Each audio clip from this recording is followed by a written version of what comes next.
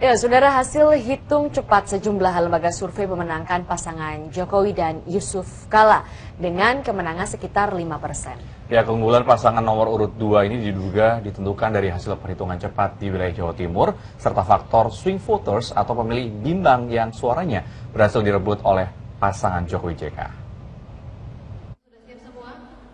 Berdasarkan hasil hitungan cepat Saiful Mujani Research and Consulting (SMRC), Jokowi Yusuf Kala memenangkan Pilpres dengan suara 52,8%, sementara rivalnya pasangan Prabowo Hatta mendapatkan 47,24% suara dengan margin of error atau ambang angka kesalahan 0,7% yang diambil dari sampel 4.000 TPS.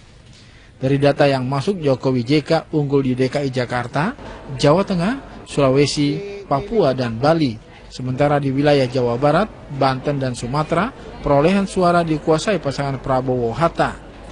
Keunggulan suara Jokowi JK ditentukan dari hasil hitung cepat di wilayah Jawa Timur dengan selisih suara sekitar 5%. Nah, kemudian mereka berhasil memenangkan pertarungan di Jawa Timur. Selisihnya sekitar 5%, yang mirip betul dengan selisih suara secara nasional. Jadi keberhasilan Jokowi JK untuk mempertahankan kantong-kantong suara mereka untuk menutupi kekalahan mereka atas kantong-kantong suara Prabowo, itu membuat suara keduanya imbang, tetapi kemenangan mereka di Jawa Timur membuat Jokowi JK menjadi unggul atas pasangan Prabowo Hatta. Kemenangan pasangan Jokowi JK juga terlihat dari hasil hitung cepat yang dilakukan Lingkaran Survei Indonesia LSI.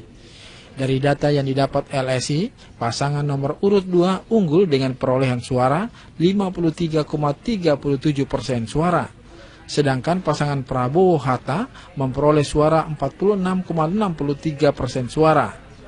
Dari angka yang diperoleh ini, LSI menilai kemenangan pasangan Jokowi JK ditentukan oleh keberhasilan tim suksesnya menggait swing voters atau pemilih ambang pada survei awal Juli lalu lebih dari 8%.